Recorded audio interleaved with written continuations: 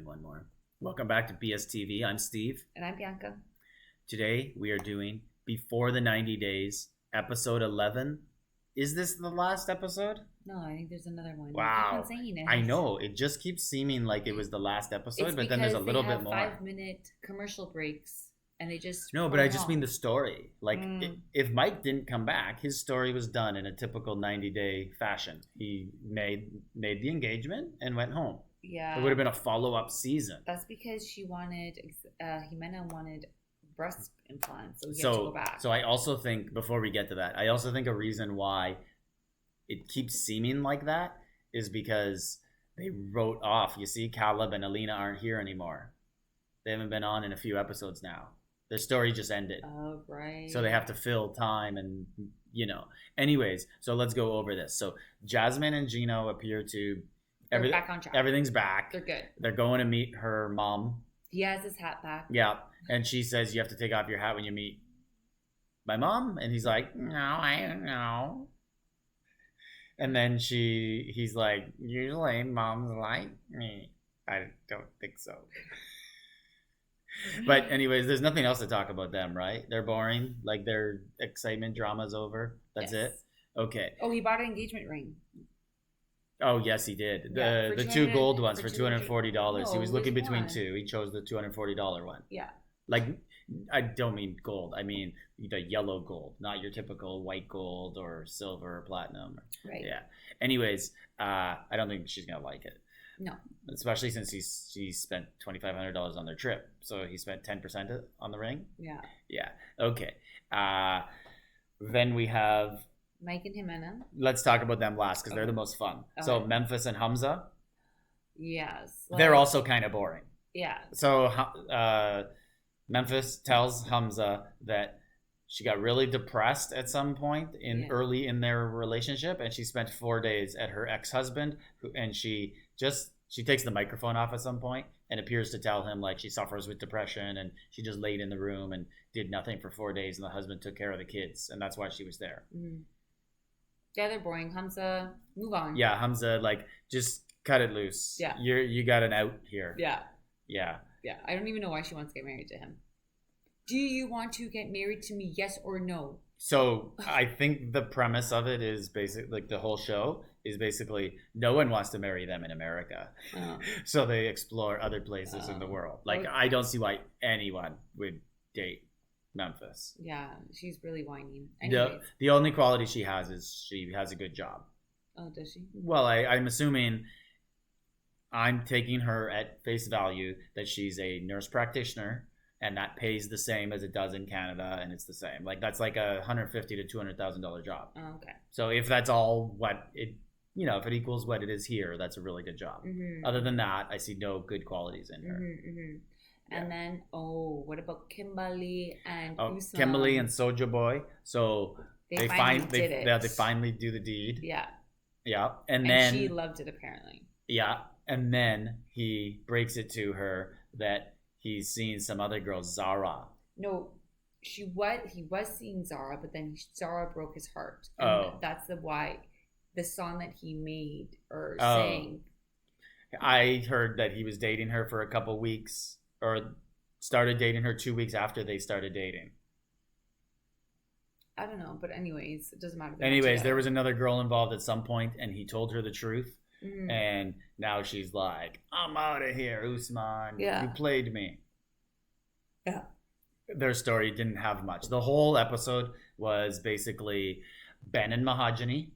Yeah, and Mahogany white Ben. Yeah, she's actually 22, not 24. Yeah, but before we get to that, because that's kind of like the peak of their story. Okay. He meets the family. Right. And the family's like being like, why do you want our daughter? She's so much younger. And he's like, I don't, poor translation, I don't believe it. But he actually learned Spanish and did all right. Yeah. Yeah, I don't believe love has an age and that sort of stuff. Mm-hmm. And then as they're going through this, it turns out that she's 22, not 24. And then he freaks out that she lied to him. And that's not okay because his daughter's 22 and that bothers him inside. And then he just kind of like leaves the place. But he also thinks that she rented an Airbnb or like that's not her real place because it looked. Yeah, you said that. Did they say that on the show? Yeah, he said this doesn't look like her apartment. There's no pictures of her anywhere. Oh, but like but did she admit that, or did he just kind of hypothesize that? Yeah. Mm-hmm. Okay. And she said to him that she lived with her parents. Yeah. Before in texts. Yeah, whatever. I could see her not wanting to bring this strange guy over to her place that she was with on the internet. Yeah, for sure. But like, she did meet him, and he is harmless and a nice guy. Mm-hmm. It is weird if she rented an Airbnb. She's hiding something, like has a boyfriend or something. Yeah, that's what I would think right away. Like, I think she was just talking to him and like never thought he'd just show up. Yeah. Yeah. She knew because 90 Day pays people to be on the show. Mm. Now, I looked it up actually before. So the main person gets $1,500. So like Ben would be getting $1,500 an episode. And then Mahogany or Usman's probably the main on his, or they share it. But anyways, the other person only gets paid for the tell-all when they complete the season. And they only get $1,500, I believe it was. So the same amount for the whole season for one episode. Mm-hmm. And then they have the chance at a future season, depending on how things go. Okay. So let's get to our primetime couple, yes. Mike and Jimena. Oh my God. Did I say it right? Jimena. She was so mean to him. So he shows up, and last episode, they went out to the bar, and she sends him home at midnight and parties till 9 a.m. Yeah. And then it kind of carries on where he's upset and jealous and is like, you're not hanging out with me. Yeah, so I'm going to take you wedding dress shopping. And she was not excited. And he's like, what's up? Like, usually women are so excited to go wedding dress shopping. And she's like, well, no, because you're not supposed to come with me. Like, the groom is not supposed to come and see me in the dress. But then she gave him an ultimatum saying, okay, first you buy me my boobs so I could work as a model. And then you could buy me the dress.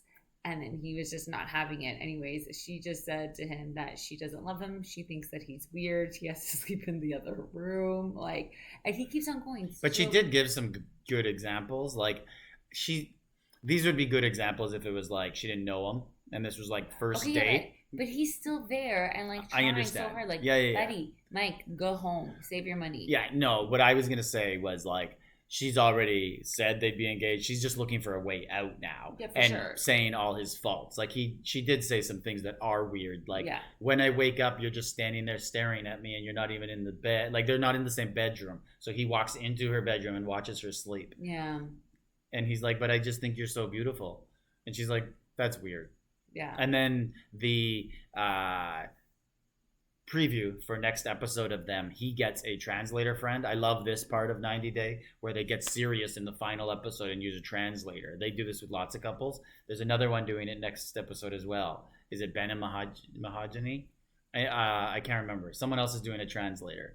But anyways, Mike's friend, who's female, is going to be speaking to her, and she's just going off mean, and she's telling Mike, I think she's disgusted by you and doesn't want to be in your sight at all. Yeah.